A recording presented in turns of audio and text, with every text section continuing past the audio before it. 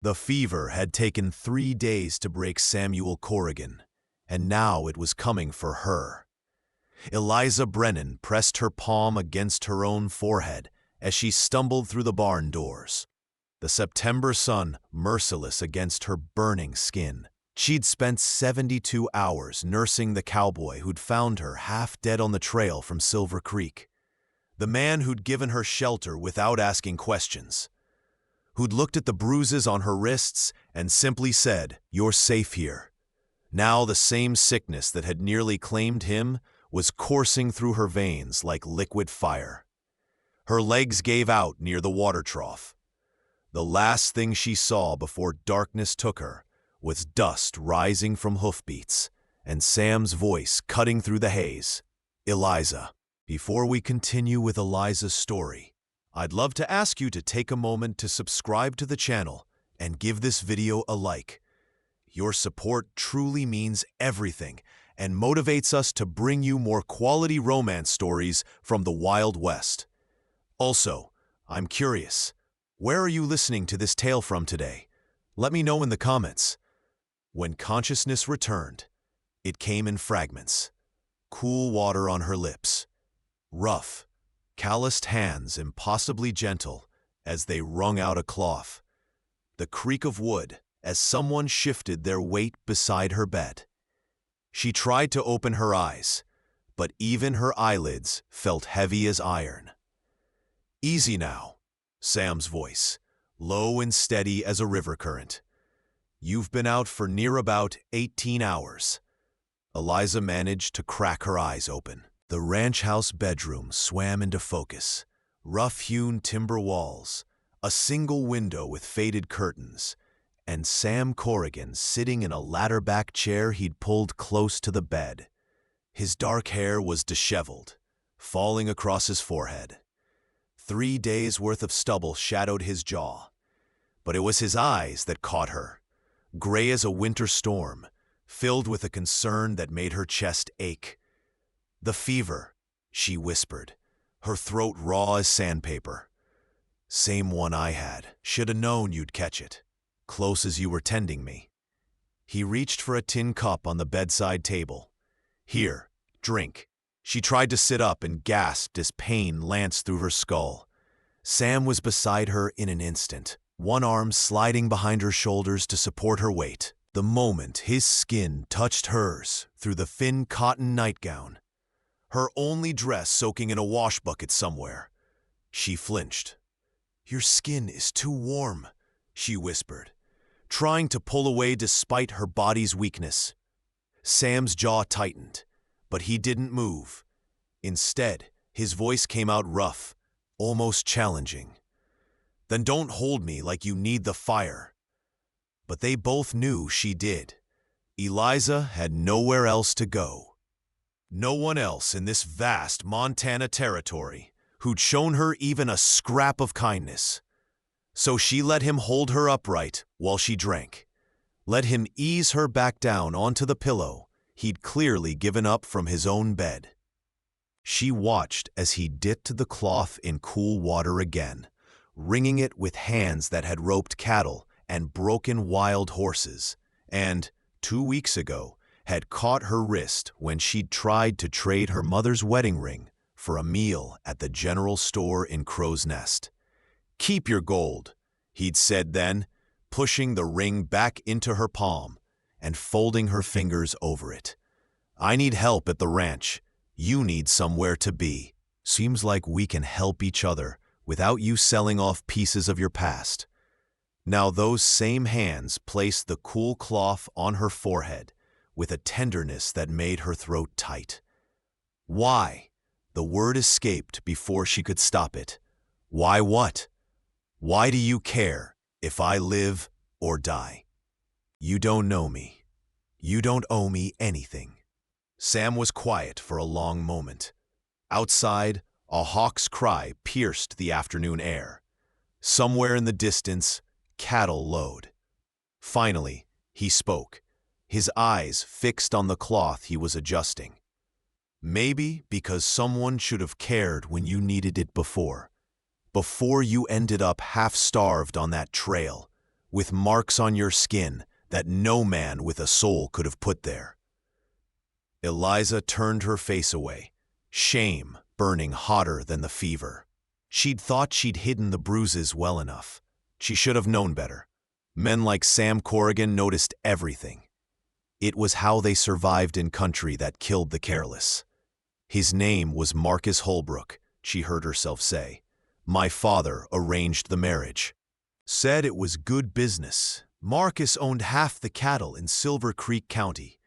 What he didn't say was that Marcus liked his whiskey more than his cattle, and when he drank, he liked to use his fists even more." The cloth stilled against her forehead. When she dared to look back at Sam, his expression was carved from stone. "Where is he now?" "I don't know. I ran the night he said he'd teach me respect.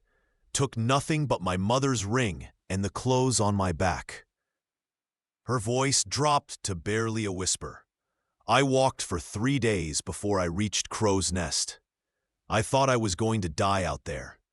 Part of me almost wanted to." "Hey!" Sam's hand found hers where it lay on the quilt, his fingers warm and solid. "You're not property. You're a person. You hear me? What he did, that wasn't your fault, and it doesn't define who you are." Tears burned hot tracks down Eliza's temples. She wanted to believe him. God, how she wanted to believe him. "Sleep now," Sam said softly, releasing her hand but not moving from the chair. "I'll be right here. Fever should break by morning." "You need rest too," she protested weakly. "I'll rest when I know you're through the worst of it." He settled back in the chair, crossing his arms. "Besides, I've slept in saddles and on frozen ground. This chair's like a featherbed compared to that." Despite her exhaustion, Eliza found herself studying him in the golden afternoon light streaming through the window. Samuel Corrigan was 32, she'd learned during their brief conversations over the past 2 weeks.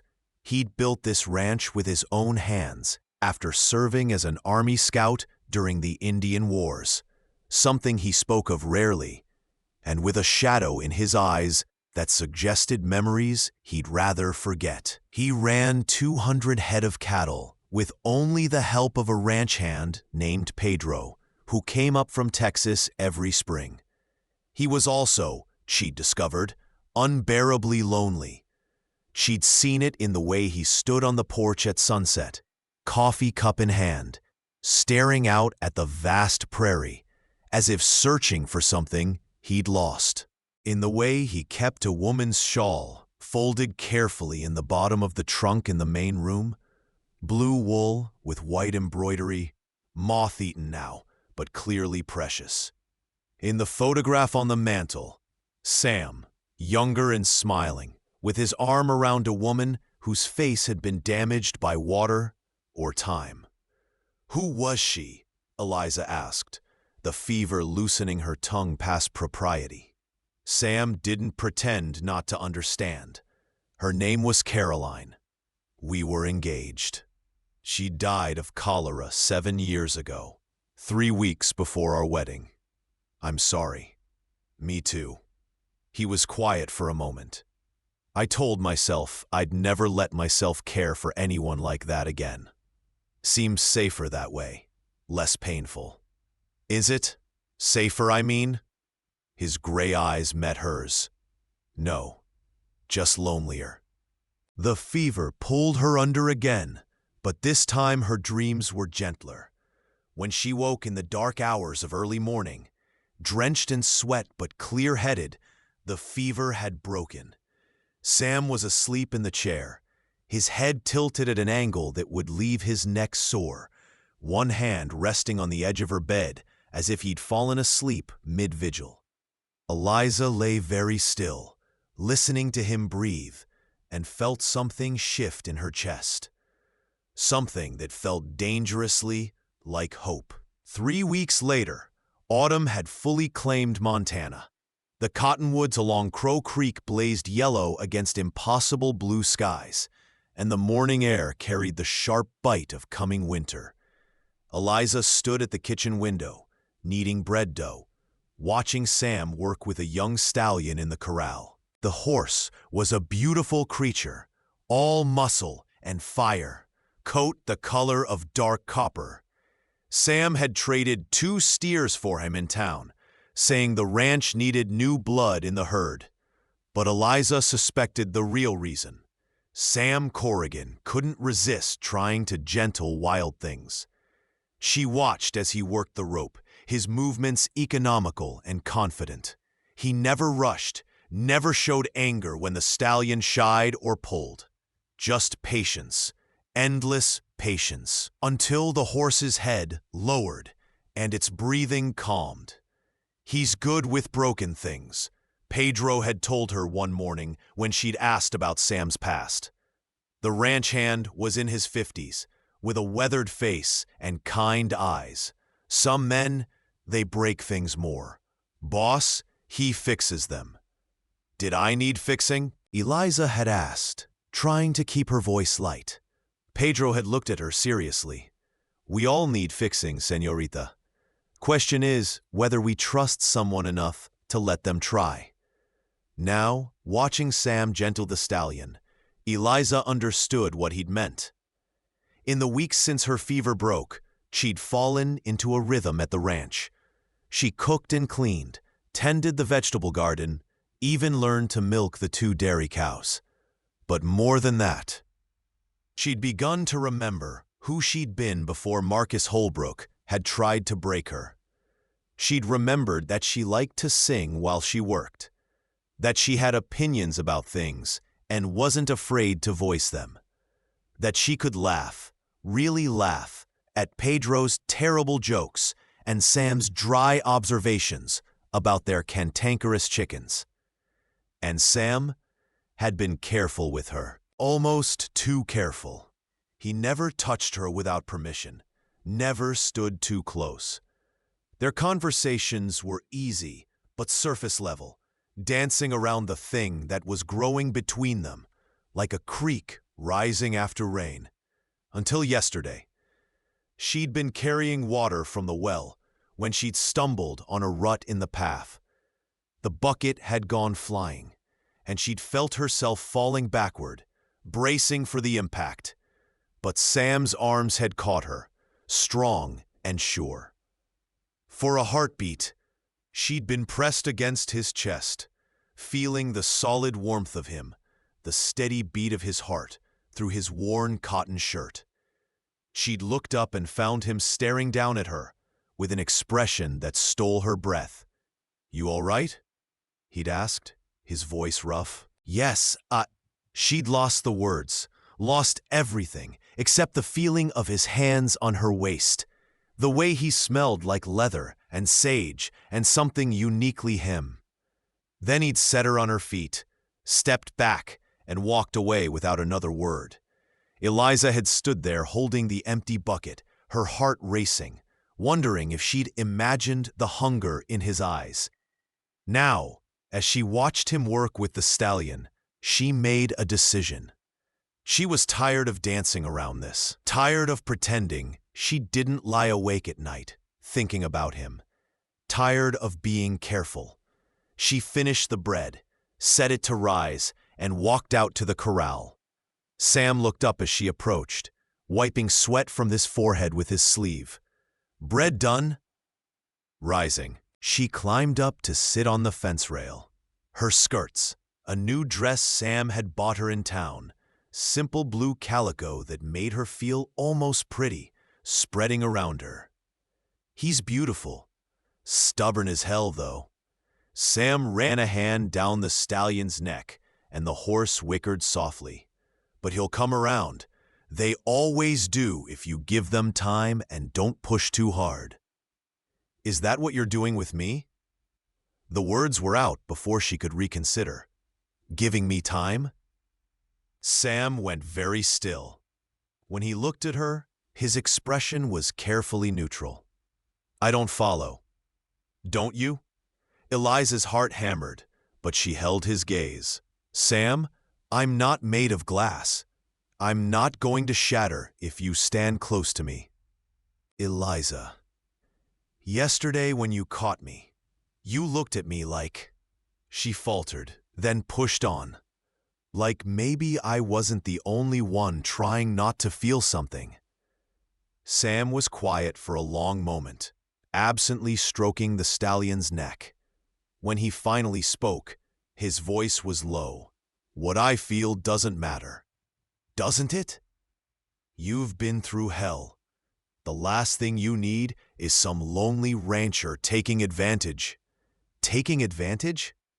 Eliza slid down from the fence, moved closer. Sam, you've given me everything and asked for nothing, not even my story, until I chose to tell it. You're the furthest thing from a man who'd take advantage. You don't know that. He turned to face her fully, and the anguish in his eyes made her chest ache. I think about you, Eliza, more than I should.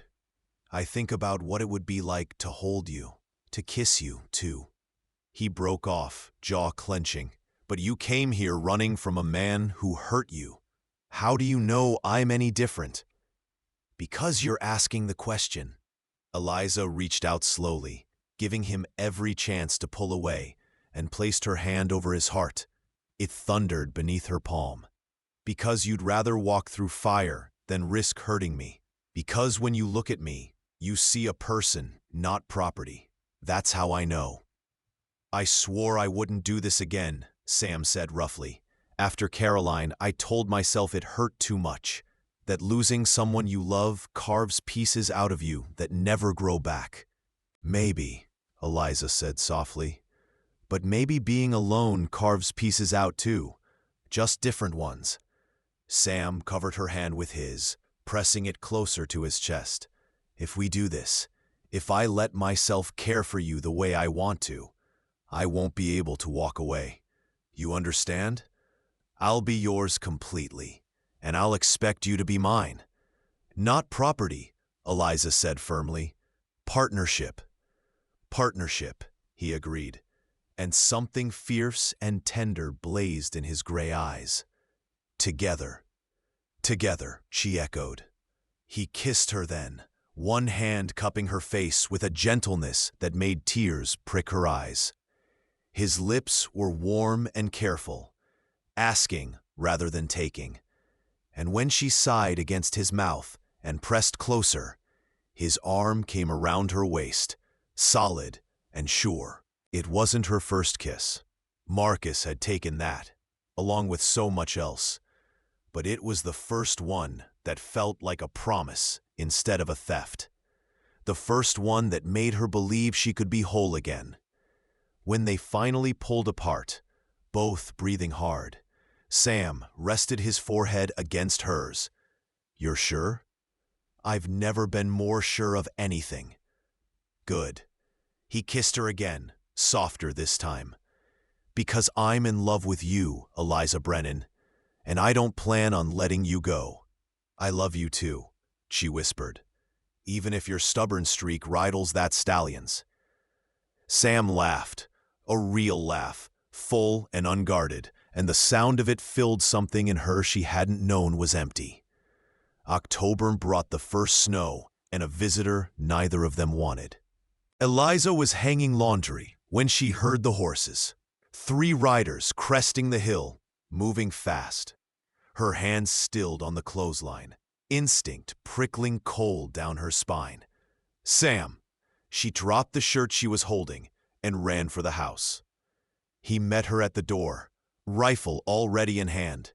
One look at her face, and his expression went hard. Inside, now. Sam, if it's… Inside, Eliza, please. She obeyed, but stayed at the window, watching as the 3 riders pulled up in the yard. Her blood turned to ice. Marcus Holbrook sat astride a large bay gelding, flanked by 2 men she didn't recognize. He looked the same, handsome in a cold, cruel way, dressed in expensive clothes that seemed obscene in the rough Montana landscape. When he saw Sam standing on the porch, rifle held casual but ready, he smiled. "You must be Corrigan. I'm looking for my wife." "Don't see any wife here." Sam's voice was flat, emotionless. "Just my land, which you're trespassing on. Now let's be civilized about this." Marcus dismounted, his hands conspicuously away from his gun. "The woman who's been living here, Eliza Brennan. She belongs to me. We're engaged to be married." "Funny, she tells a different story." "I'm sure she does." Marcus's smile never wavered, but his eyes were cold as January ice. "Women get emotional, especially when they run off without thinking things through. I'm willing to forgive her little adventure, but it's time she came home." "She is home." The words hung in the air like a challenge. Marcus's smile finally slipped. "You're harboring my property, Corrigan. That's theft in the eyes of the law." "She's not property. She's a person, and she stays here unless she tells me otherwise." Sam's grip on the rifle shifted slightly. "Your move." Inside, Eliza's hands were shaking. Part of her wanted to walk out there, to face Marcus, to tell him exactly what she thought of him and his claims. But the larger part, the part that remembered his fists, his rage, the way he'd made her feel small and worthless, was terrified. Then she saw it. Marcus's hand dropping toward his gun, smooth and practiced. "Sam!" She screamed the warning even as she grabbed Sam's pistol from the holster hanging by the door. Everything happened at once. Marcus drew. Sam brought the rifle up. One of the other men yanked his own gun free. And Eliza kicked open the door and fired. The shot went wide. She'd never fired a gun in her life, but it was enough to make Marcus's horse rear, spoiling his aim. Sam's rifle barked once, and Marcus's gun went flying, along with two of his fingers. Marcus screamed, grabbing his hand. His men froze, staring down the barrels of both Sam's rifle and Eliza's pistol. "Next one goes center mass," Sam said calmly. "Eliza, you all right?" "Yes." Her voice was steadier than she felt.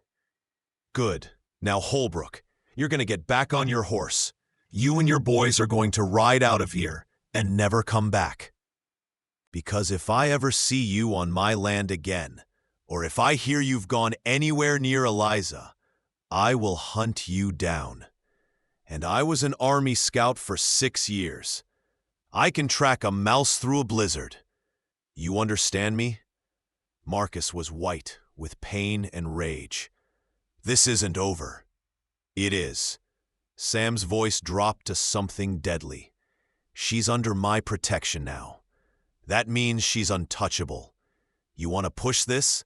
We can ride into Crow's Nest right now and have Sheriff Morrison settle it.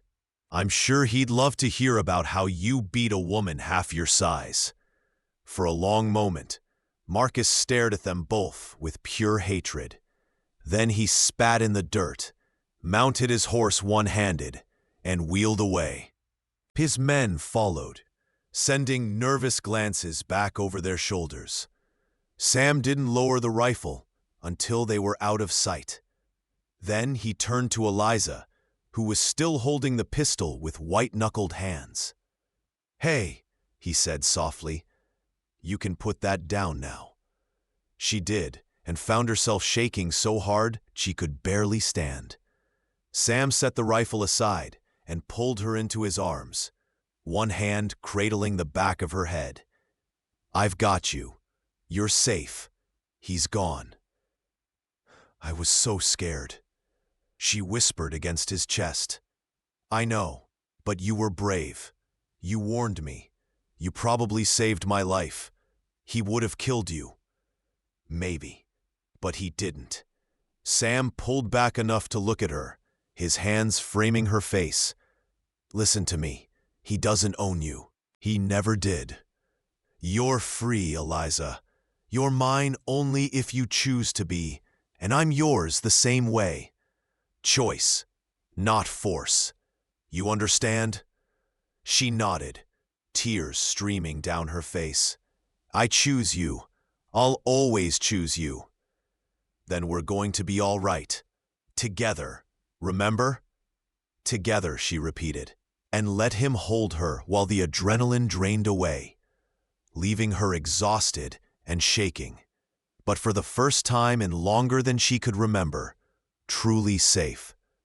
That night, after Pedro had been told what happened and had offered to sleep in the barn with his rifle, just in case, boss, Sam built up the fire in the main room and poured 2 cups of whiskey with shaking hands. I thought I was going to lose you today, he said quietly, staring into the flames. When I saw him reach for his gun. But you didn't. Eliza sat beside him on the worn sofa, close enough that their shoulders touched. I'm here. We both are. He'll come back. Sam's jaw clenched. Men like that don't give up. Then we'll face him. Together. He looked at her then.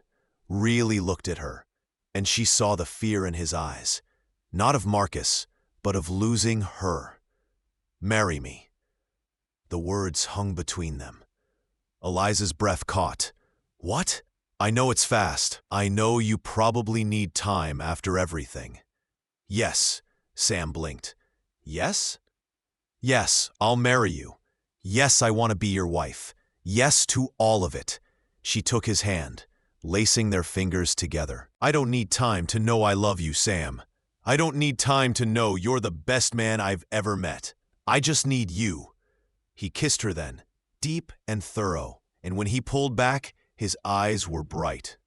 Soon, this week, I want you to have my name as protection, and I want it known throughout this territory that you're mine. Yours, she agreed, and you're mine.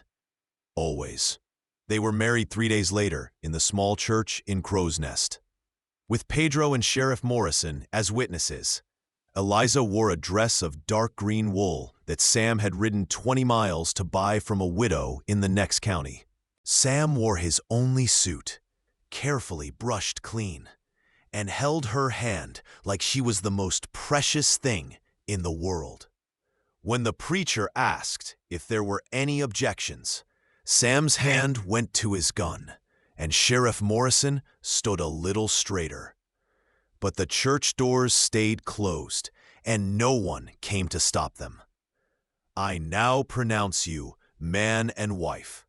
Sam kissed her in front of God and witnesses. A kiss that promised everything: protection, partnership, love that would weather any storm. That night, in the bedroom that was now theirs, Sam undressed her slowly, reverently, pressing kisses to every scar Marcus had left. Beautiful, he murmured against her skin. Every part of you. Eliza traced the scars on his chest. Bullet wound from the war. Knife slash from a cattle rustler. Burn from a barn fire. Your skin is too warm, she whispered, echoing the words she'd said during her fever. But this time, her tone was different. You're like fire. Sam's eyes darkened. Then don't hold me like you need the fire. But I do. She pulled him closer, her hands on his face, his shoulders, everywhere. I need you. All of you. Go slow, he said roughly, his control visibly fraying.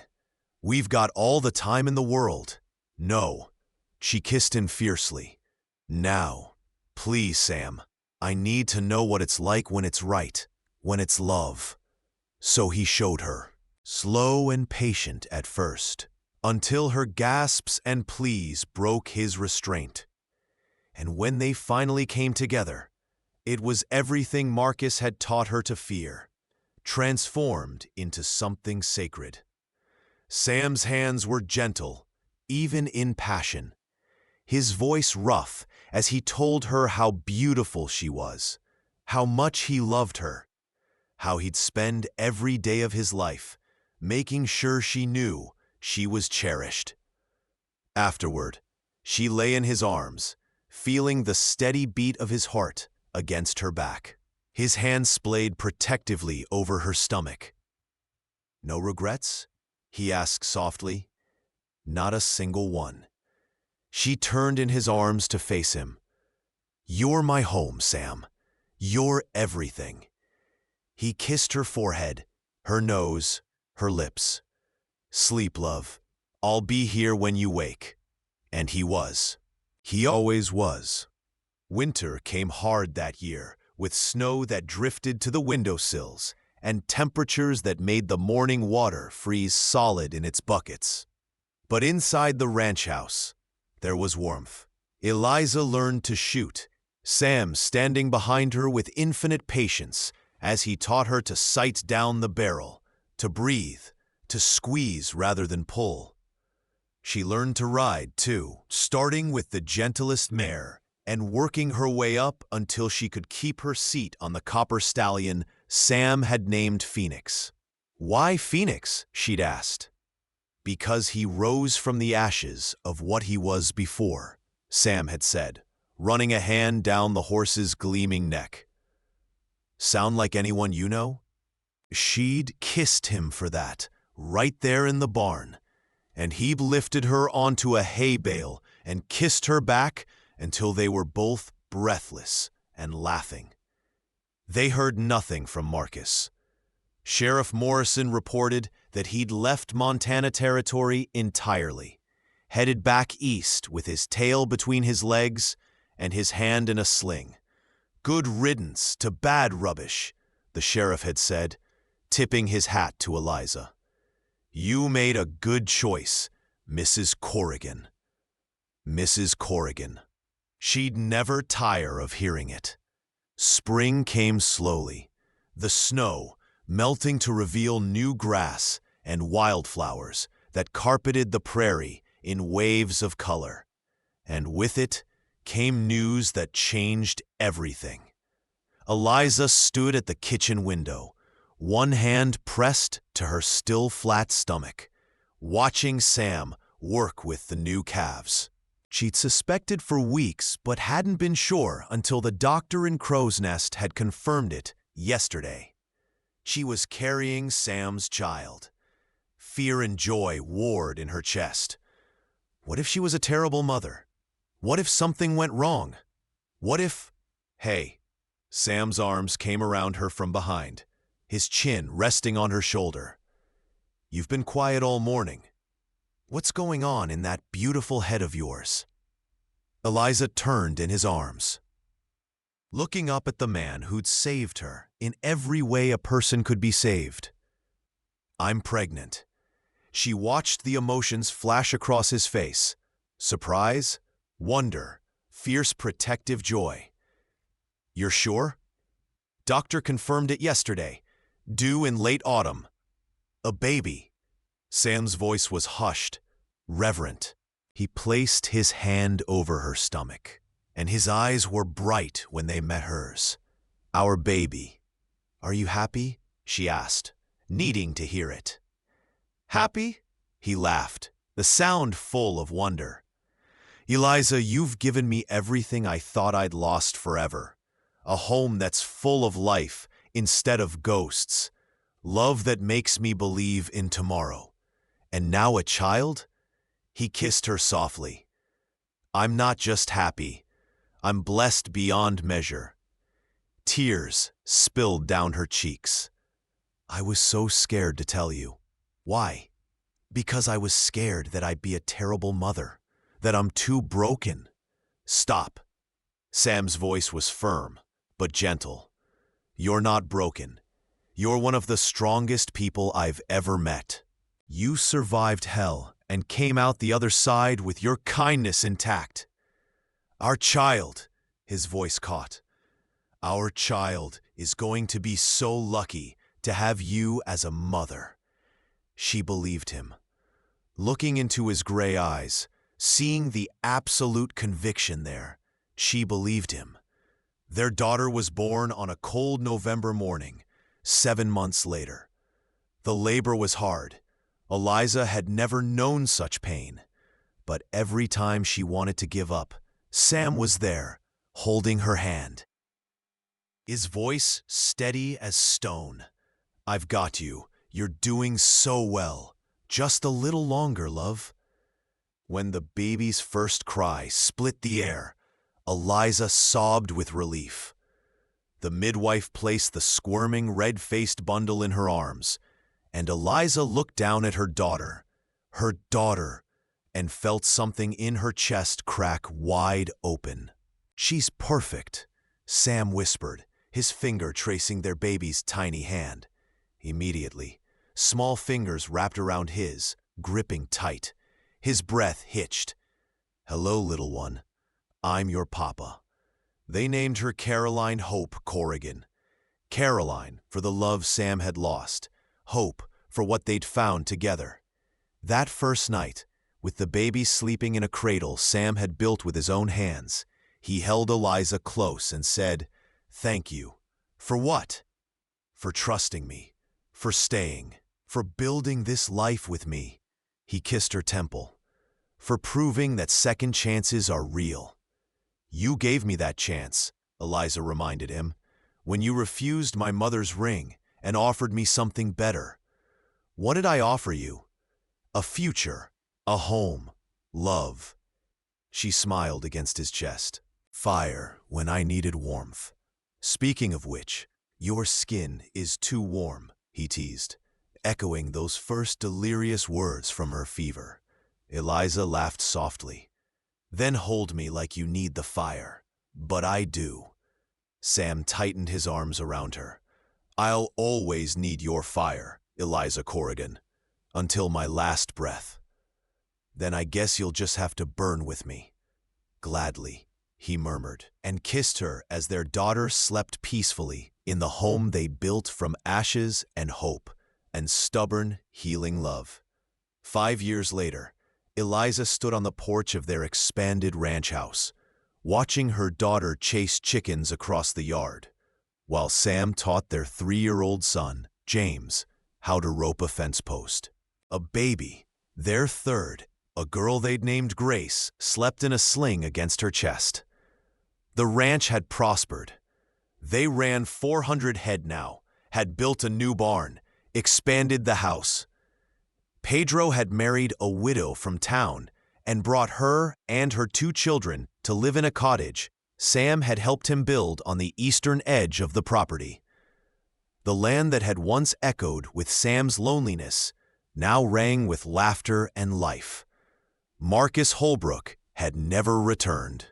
Rumor said he'd died in a gambling dispute in New Orleans 3 years ago.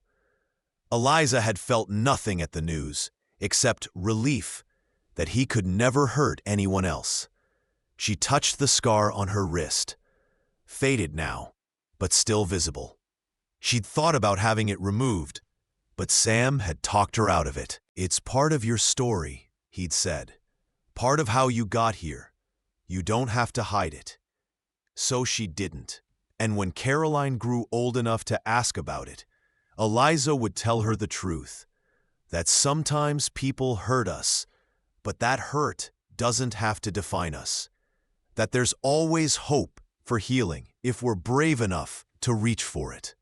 Sam caught her eye across the yard and smiled. That rare, unguarded smile he saved just for her.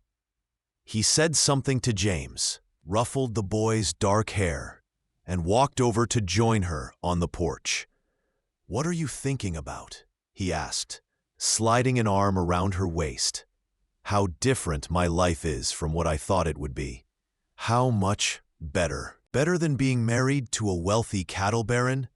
Infinitely better, because I'm married to you." Sam kissed her then, soft and sweet, and baby Grace stirred between them, making a small, contented sound. "I love you," Sam murmured against her lips, "more than I have words for. I love you too, even when you track mud through my clean kitchen." He laughed.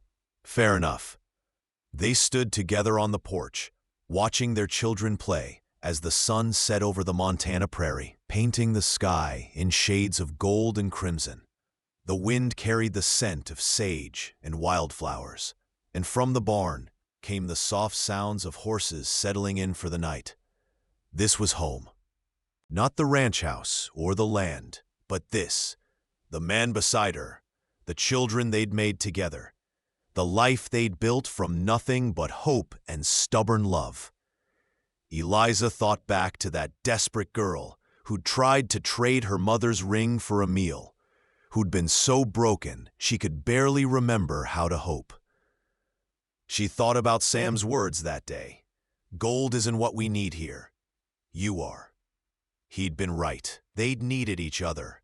Two broken people learning to be whole again together.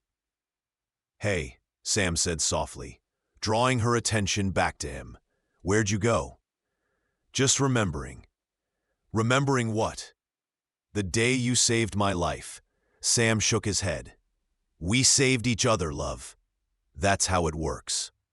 And looking at him, at this man who'd seen her at her worst and loved her anyway, who'd given her everything and asked for nothing except her heart, Eliza knew he was right.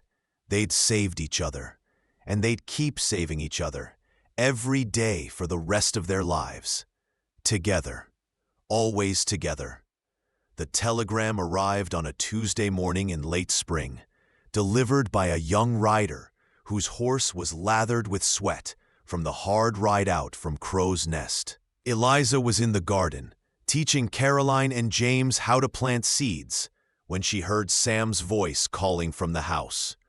Something in his tone made her straighten immediately, brushing dirt from her hands. "Children, stay here with Grace," she said, glancing at where her youngest daughter sat nearby, making mud pies with serious concentration. "I'll be right back." Sam was standing on the porch, the yellow paper gripped in his hand, his face pale beneath his tan. Pedro stood beside him, hat in hand, looking grim. "What is it?" Eliza's heart began to pound. "Sam, what's happened?" He handed her the telegram without a word. She read it once, then again, unable to process the words. "Samuel Corrigan, stop. Your brother Daniel died 3 days ago. Stop. Consumption. Stop. His wife Mary passed 2 months prior. Stop. 3 children need home. Stop. Arriving Crow's Nest May 15th. Stop. Reverend Matthews." "Your brother," Eliza whispered. "Sam, I didn't know you had a brother." "Had." Sam's voice was hollow. He walked to the porch railing, gripping it hard enough that his knuckles went white. "Daniel was 5 years younger than me. We had a falling out after Caroline died. He wanted me to leave Montana, come back east, said I was burying myself out here. I told him to mind his own business. We hadn't spoken in 6 years. Eliza moved to his side, placing her hand over his. And now he's gone. And his children." Sam's voice broke. He cleared his throat roughly. 3 kids who just lost both their parents. God, Eliza, they're orphans because I was too proud and too stubborn to reconcile with my own brother. You couldn't have known. I should have tried." He turned to her, and the anguish in his gray eyes nearly broke her heart.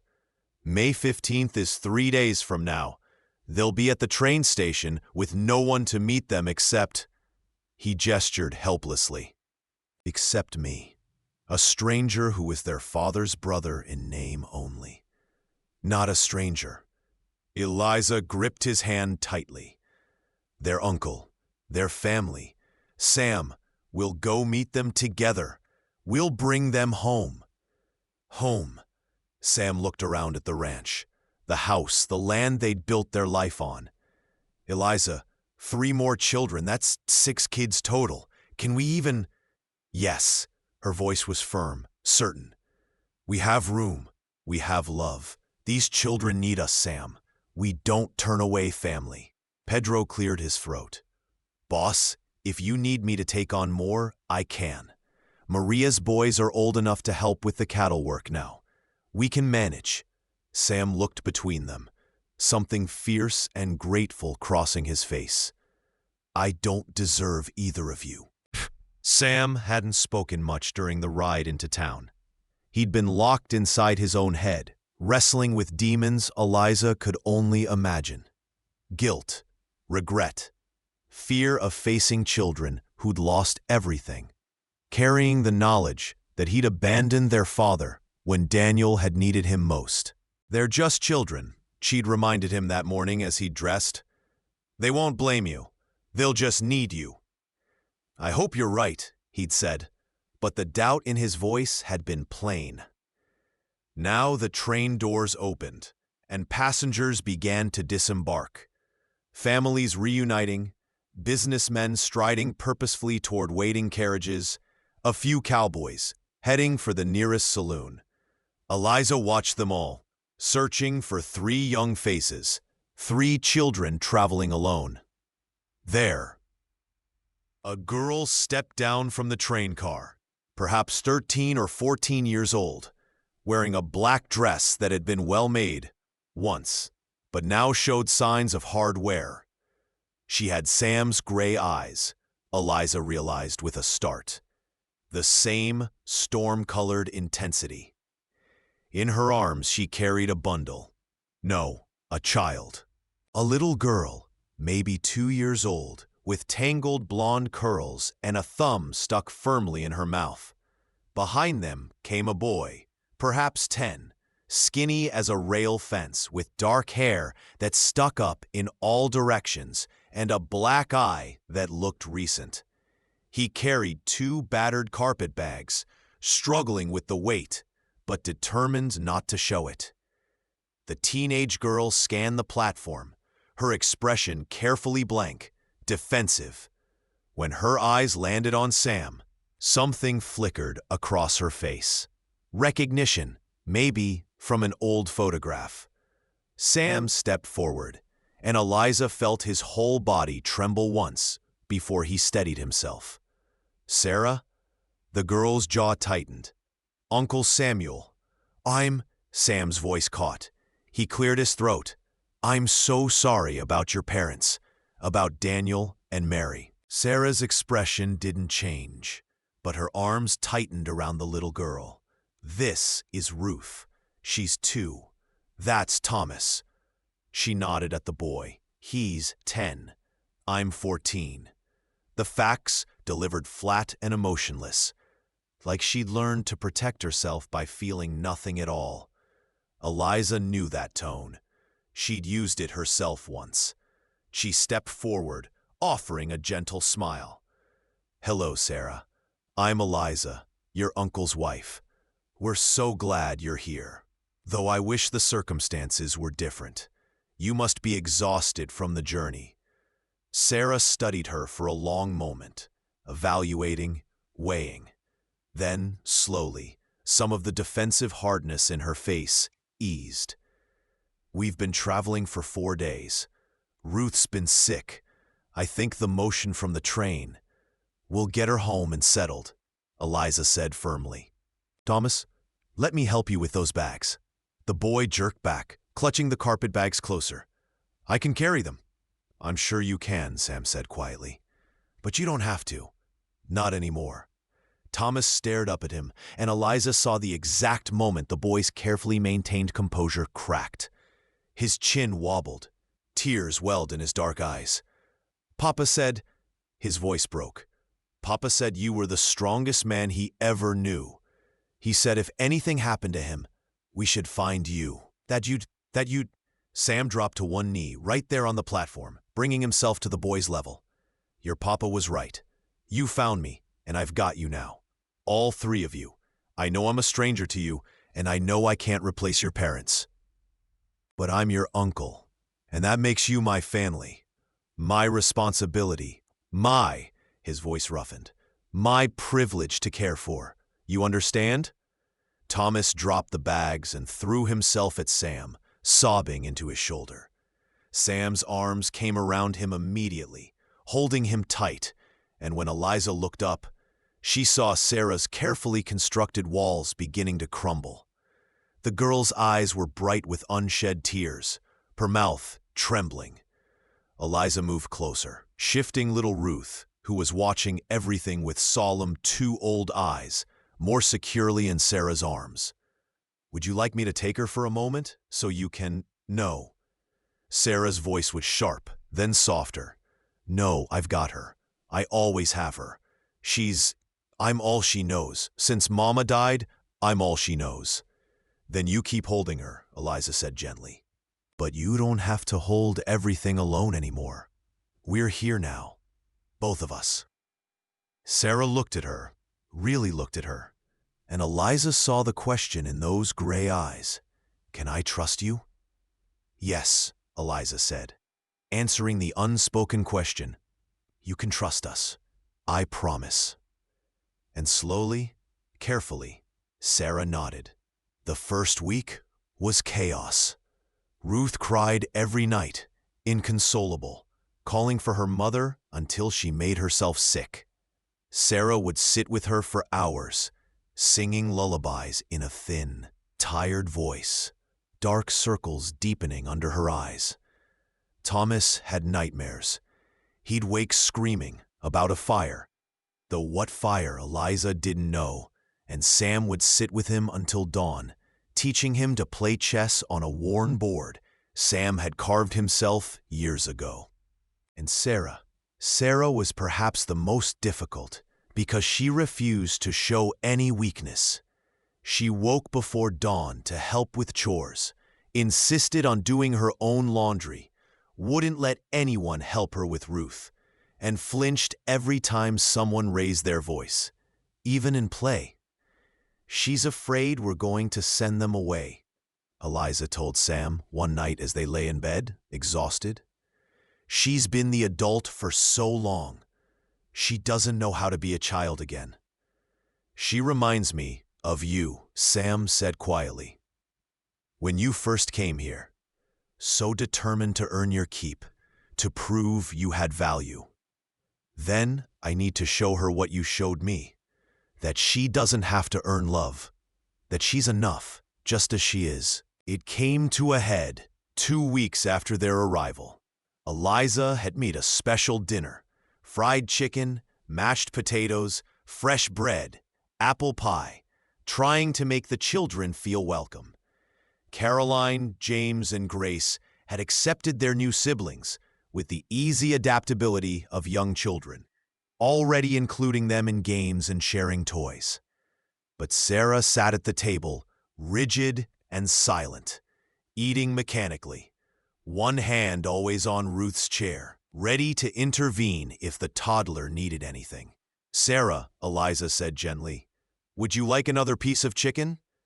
"No, thank you." Polite, distant. "The pie's almost ready. I made it with apples from our own trees. Caroline helped." "I said no, thank you." Sharper now. Sam looked up from where he'd been talking with Thomas about the new foal in the barn. "Sarah, I'm not hungry. May I be excused? You barely ate anything. I said I'm not hungry." Sarah's chair scraped back violently.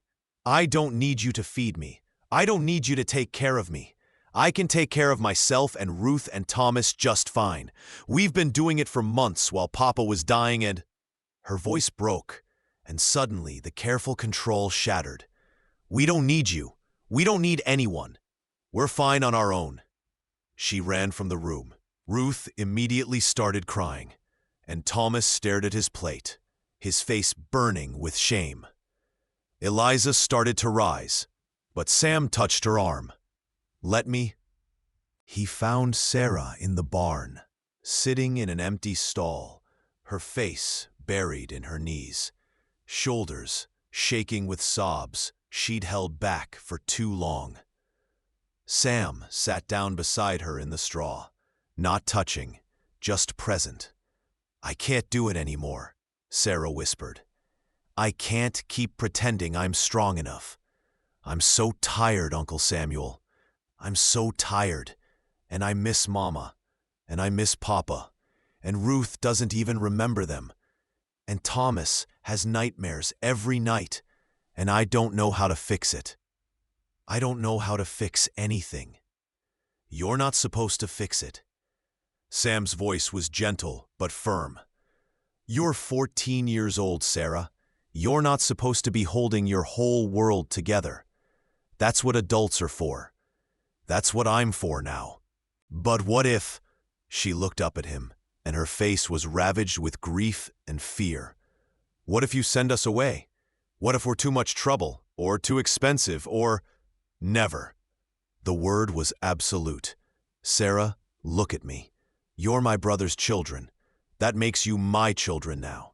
And even if you weren't, even if you were 3 strangers who showed up on my doorstep, I wouldn't turn you away. That's not who we are in this family. We hold on to each other. We don't let go.